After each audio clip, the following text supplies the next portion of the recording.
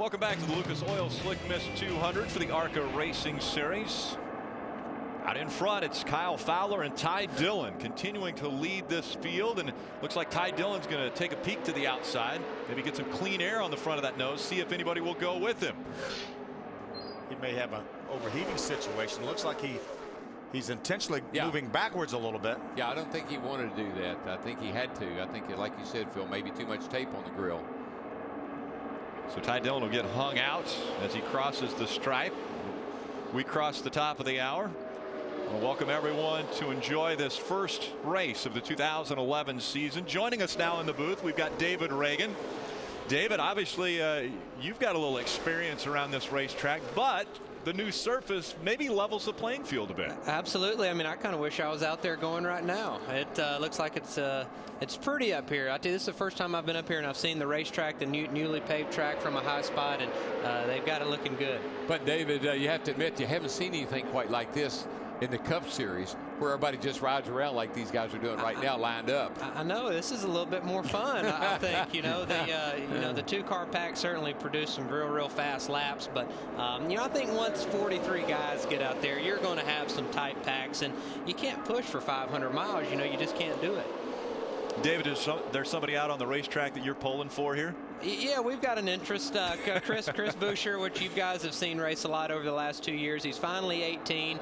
He's down here with the Rouleau brothers and their Ford. And Jack Roush helps that program a lot. It's a Roush Fenway Ford. So, like a lot of guys in this series, this is their first time at Daytona, and they're just out there trying to get some laps under their belt, make some laps, watch the car. Oh, trouble. Problems on the racetrack. That's the 52. Gets turned around. That's Tom Hessert. Looked like he got run into from behind.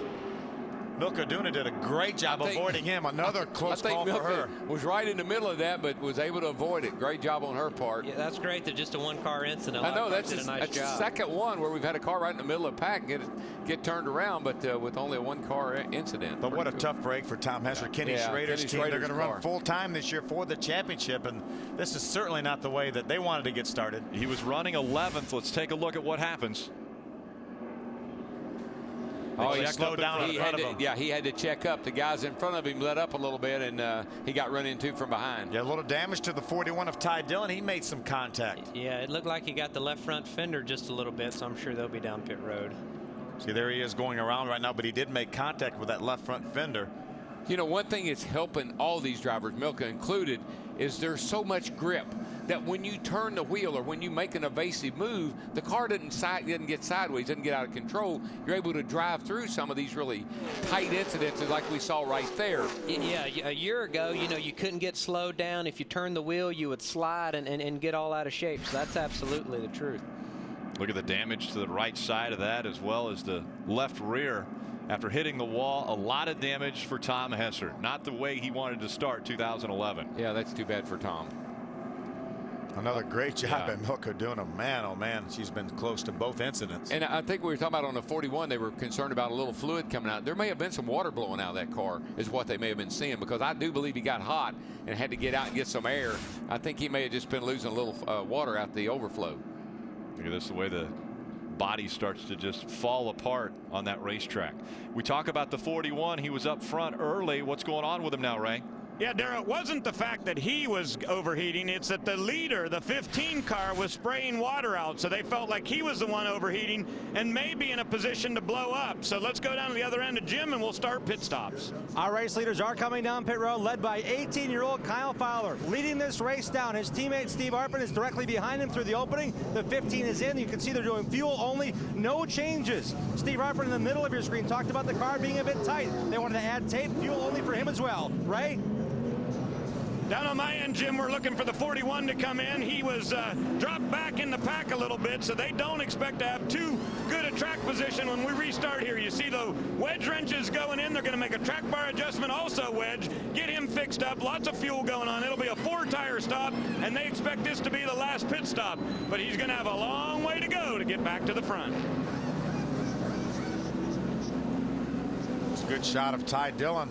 on pit road. Kyle Fowler, our leader, when the caution came out, stalled his car. Disaster. They couldn't get it refired, and that's where that experience comes in. He was doing a great job on the racetrack. DW led this thing from the start, stalled it on pit road. They couldn't refire it. Now he's going to lose probably 20-some positions. Yep, from the lead to probably mid-pack. You know, that always happens at some point, you know, your first Speedway race, and it just so happened the cameras were on him. He was leading the race, and we all get to talk about it.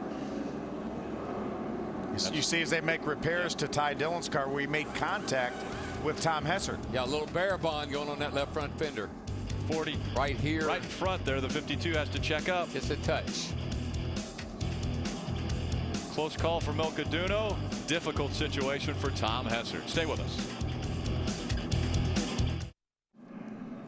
This February, the most intense car building competition ever comes to Speed. It's Car Warriors. All-star builders take on small-town heroes in a 72-hour race to build the ultimate dream ride. Big egos, big characters, big conflict. That's Car Warriors, and it premieres February 23rd, 9 p.m. Eastern, right here on Speed, our motorsports authority. Fans seeing a great show here at Daytona International Speedway, the first race on the oval after the recent repaving. Going to give out our first Aaron's lucky dog here. Barry Fitzgerald, the 06 car, will be our lucky dog. Get back on the lead lap, and that will give us 25% of the way through this race. 41 cars still on the lead lap. The only 2 cars not on the lead lap are Tom Hessert and Brett Hudson, the guys that were involved in the 2 caution flags. Heard a complaint, you know, out of Ty Dillon about the 15 car losing some fluid, and he's back on pit road. What about it, Jim? Well, DW, the worry is this 18-year-old may have slid through the box a bit, and if you saw our triple box pit, he actually stalled the engine. They were worried about the gearbox on the car. So what they're going to do, the crew chief, Kevin Caldwell, said, calm down, guys. We'll change the lights, get a guy under that car when the left sides go up to look at the transmission. They think they may have stripped a gear leaving pit road as the youngster was trying to fire the car off this concrete patch on this newly paved asphalt pit road. It was on the concrete where the car stalled. They're worried about that may have been damaged. We'll see what happens here as they take a look. Ray? And Jim, they continue to work on the damage on the left front of this number 41 of Ty Dillon. They have put some bear bond on there. They pulled the fender back out, did a good bit of work. But again, as I said, Ty Dillon going to be starting very, very deep in the field. They've got on the radio and told him, don't worry, our car is good enough to get back up through there, and this will give you some experience with passing here at Daytona. You know, Jim talked about the 15 of Kyle Fowler coming on pit road. We were talking to Billy Venturini before the drivers meeting. He said you got to be careful and not slide the tires when you're not gonna change tires. We saw obviously the right front tire locked up in that 15 car. I think that's why Billy, especially after all the other problems, when he stalled the car leaving here, that's why they end up having to come back in. I said, might as well, we're so far back now, let's put tires on and be on the safe side. That's why you want good, healthy young men on the pit crew. You know, it's tough coming to Daytona. The tires are hard, and the pit road speed, you're 50, 60 miles an hour, and you're used to being in a short track where the tires are grippy and you can just slam on brakes and stop, and here you just slide through. So some valuable experience there for Kyle. 15 of Kyle Fowler is going to tack on to the end of the field, and the field now is making their way to the green flag. Guess who's in front? Bobby Gerhart, 6-time winner of this race.